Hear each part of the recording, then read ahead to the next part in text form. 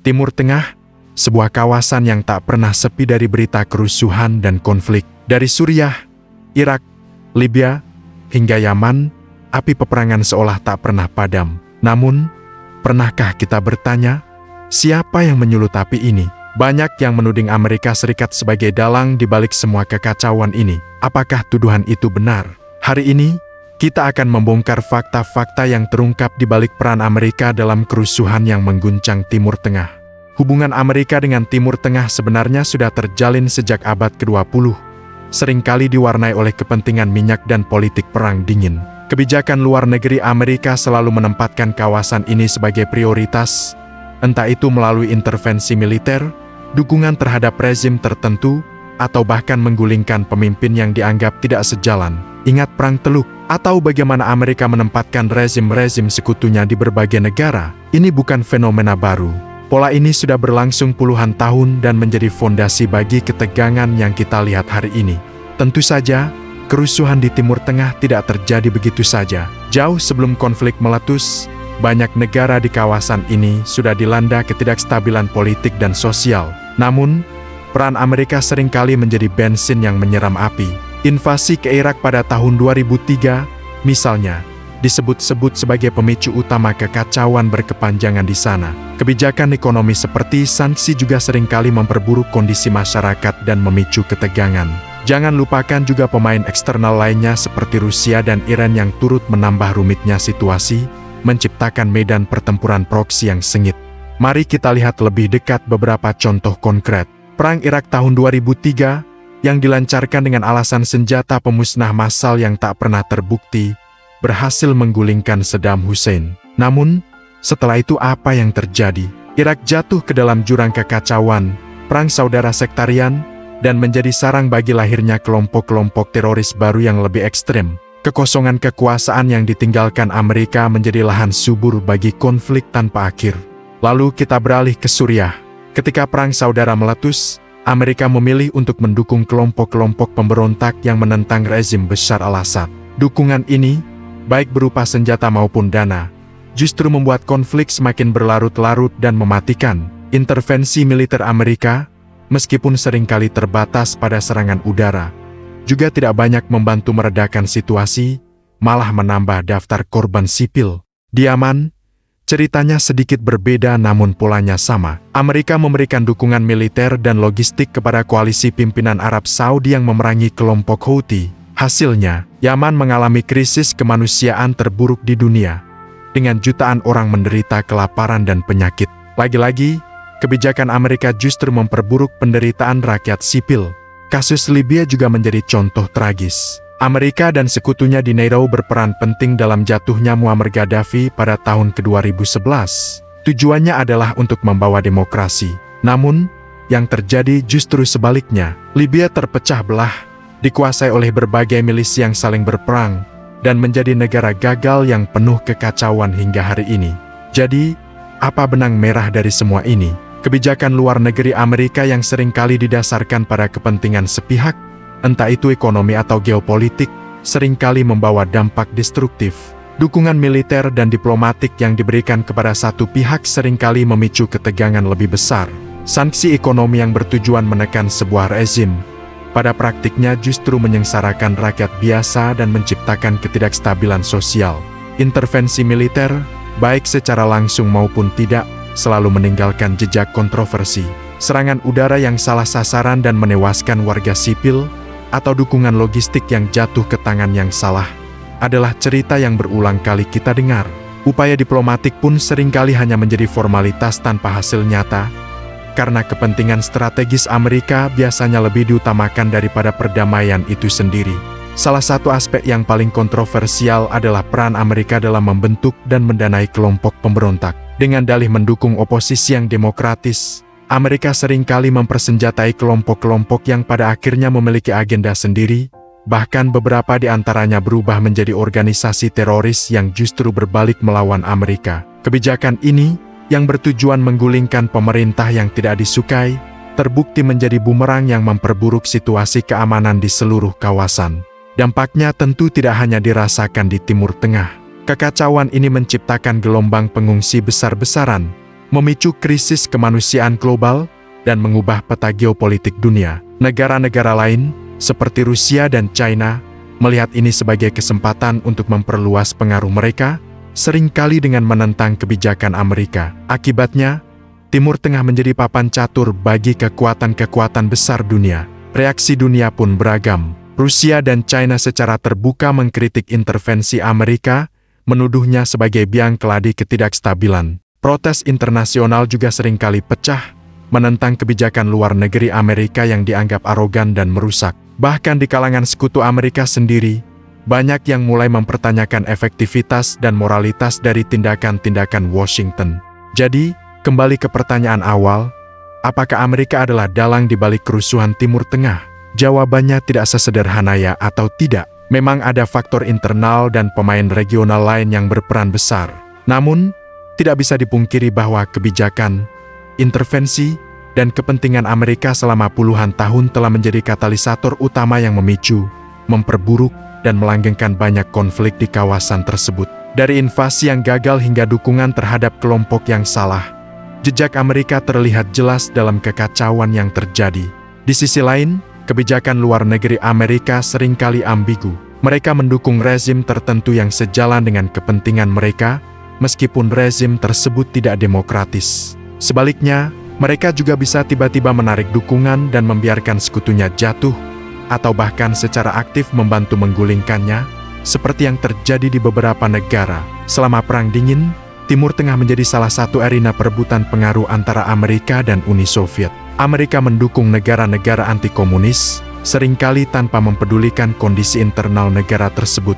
Ini menciptakan ketergantungan dan ketegangan yang mendalam. Contoh nyata adalah dukungan Amerika terhadap Shah Iran sebelum Revolusi Islam 1979, yang kemudian membuat Iran menjadi musuh bebuyutan Amerika. Lalu, ada Perang Teluk Pertama, di mana Amerika memimpin koalisi internasional untuk membebaskan Kuwait dari invasi Irak. Meskipun tujuannya tercapai, ini menjadi awal dari keterlibatan militer Amerika yang lebih dalam di kawasan itu.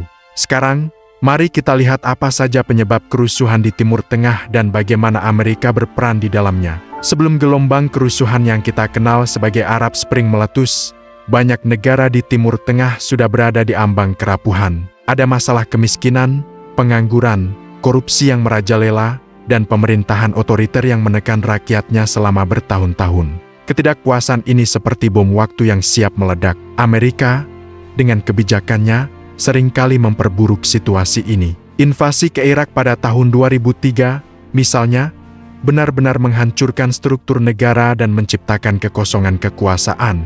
Kekosongan ini kemudian diisi oleh kelompok-kelompok militan dan sektarian yang saling berperang, memicu kekerasan yang berlangsung hingga hari ini. Kebijakan ekonomi seperti sanksi yang dijatuhkan pada negara-negara seperti Iran dan Suriah juga berdampak langsung pada rakyat biasa. Sanksi ini memang bertujuan menekan pemerintah, tapi kenyataannya, rakyatlah yang paling menderita. Harga kebutuhan pokok melambung tinggi, obat-obatan sulit didapat, dan lapangan pekerjaan semakin menipis. Ini semua menambah bahan bakar bagi ketidakpuasan sosial. Tentu saja, Amerika bukan satu-satunya pemain. Ada kekuatan eksternal lain seperti Rusia yang mendukung rezim Bashar al-Assad di Suriah, atau Iran yang memiliki jaringan proksi di seluruh kawasan. Ada juga kelompok-kelompok teroris seperti ISIS dan Al-Qaeda yang memanfaatkan kekacauan untuk memperluas pengaruh mereka. Ini adalah sebuah jaring yang sangat rumit, di mana setiap aktor memiliki agendanya sendiri.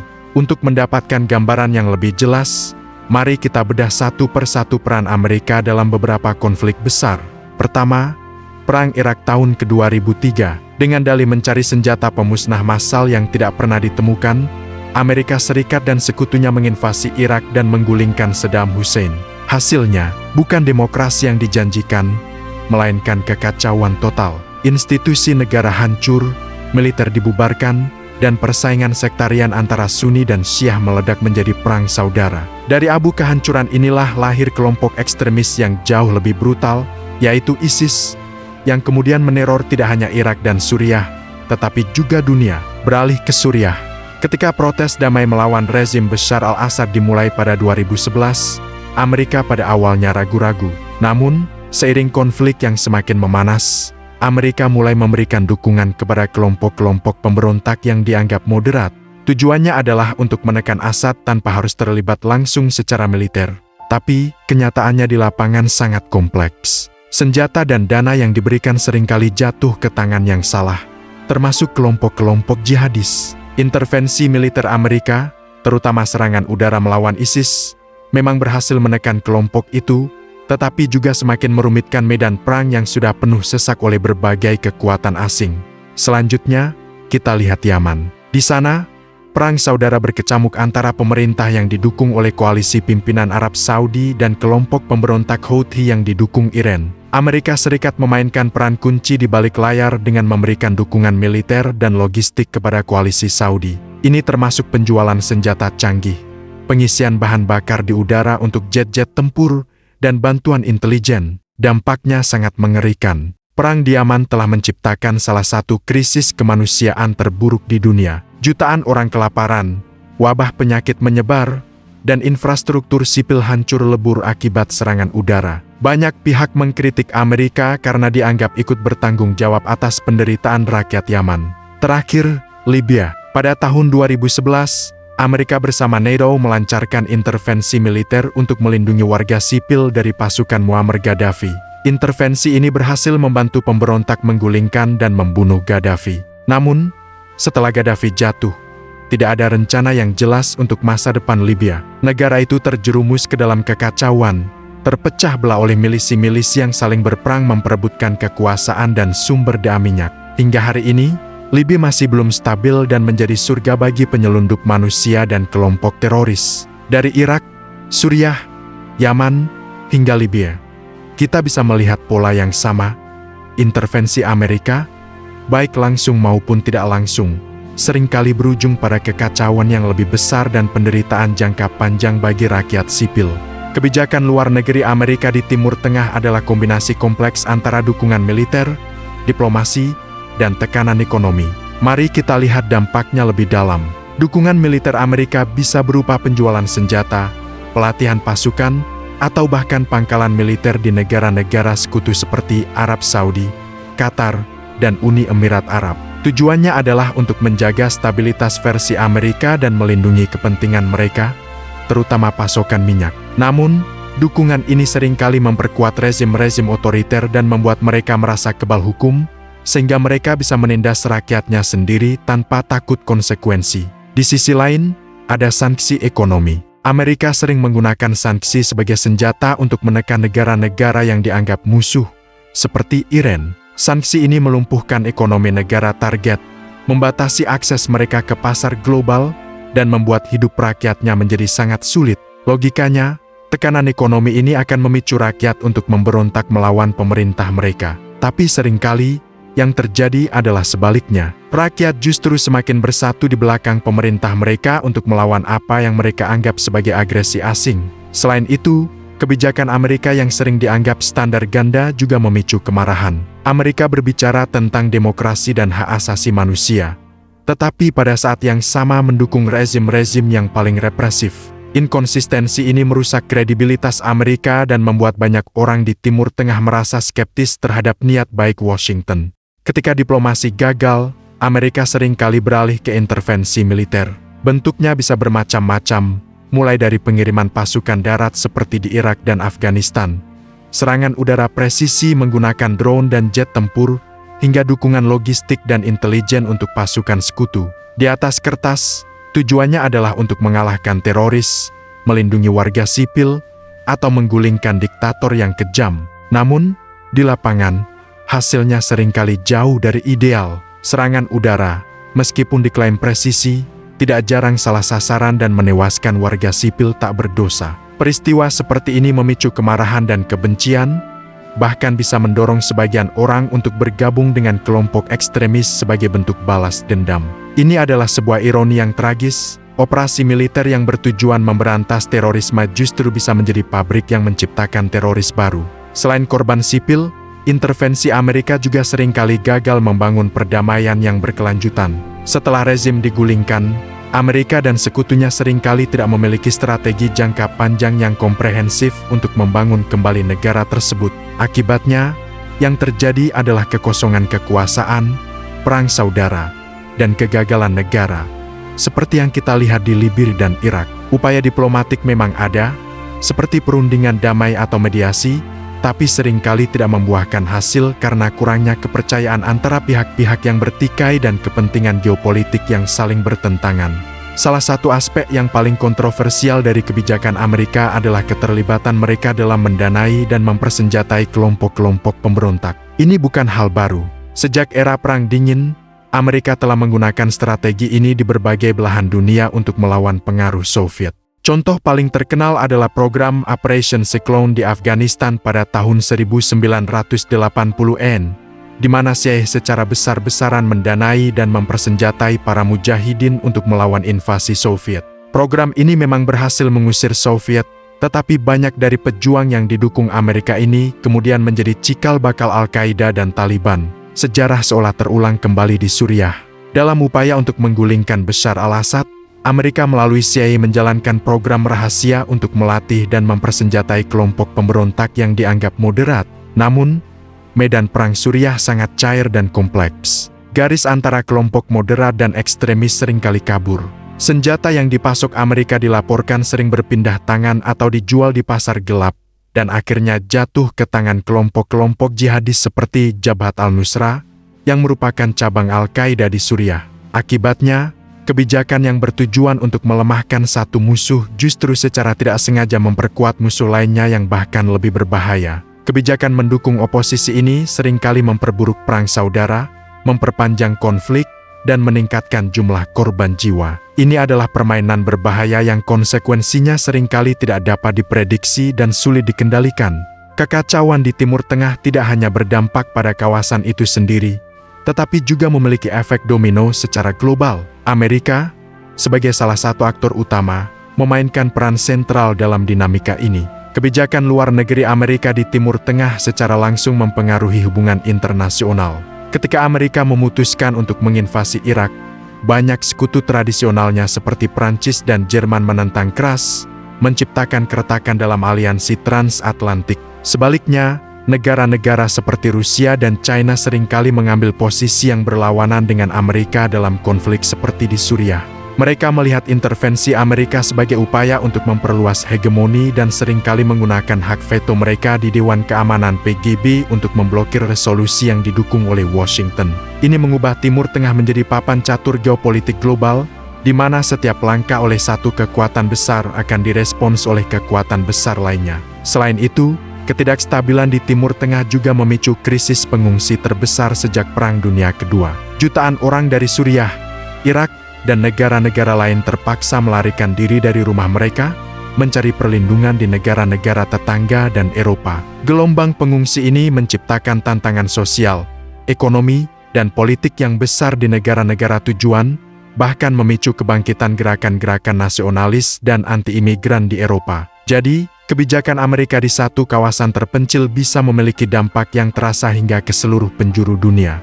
Kebijakan Amerika di Timur Tengah tentu saja tidak luput dari sorotan dan kritik dunia internasional. Negara-negara besar lainnya memiliki reaksi yang beragam. Rusia, misalnya, secara konsisten menentang apa yang mereka sebut sebagai intervensionisme Amerika. Di Suriah, Moskow secara aktif mendukung rezim Assad dengan kekuatan militer, secara efektif menantang pengaruh Amerika di sana. China, meskipun lebih fokus pada ekonomi, juga cenderung berpihak pada prinsip non-intervensi dan seringkali menyuarakan kritiknya terhadap kebijakan sanksi Amerika. Di sisi lain, sekutu-sekutu Eropa Amerika seringkali berada dalam posisi yang sulit. Mereka mungkin secara pribadi tidak setuju dengan beberapa kebijakan Washington, tetapi karena ketergantungan keamanan, mereka seringkali terpaksa ikut serta atau setidaknya diam. Namun, ada kalanya mereka juga menyuarakan perbedaan pendapat, seperti dalam kasus perjanjian nuklir Iran, di mana negara-negara Eropa berusaha mempertahankannya setelah Amerika secara sepihak menarik diri. Protes internasional juga sering terjadi.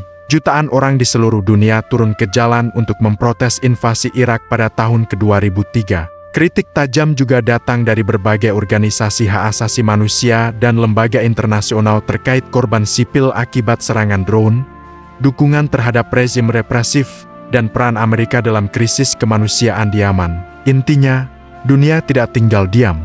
Peran Amerika di Timur Tengah terus-menerus dievaluasi, dikritik, dan ditantang oleh berbagai pihak. Jadi, setelah menelusuri semua fakta ini, apa kesimpulannya? Apakah Amerika adalah satu-satunya dalang di balik semua kerusuhan di Timur Tengah? Jawabannya tidak sesederhana itu.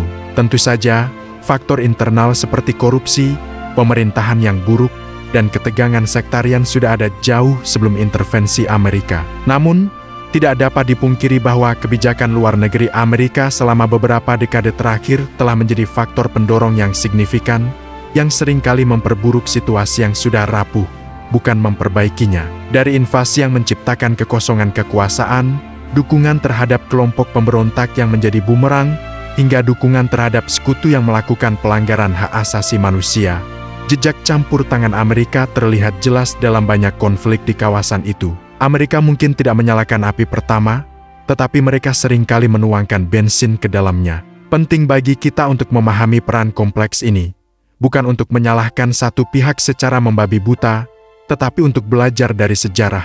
Kebijakan luar negeri yang didasarkan pada kepentingan jangka pendek, standar ganda, dan solusi militer seringkali terbukti gagal.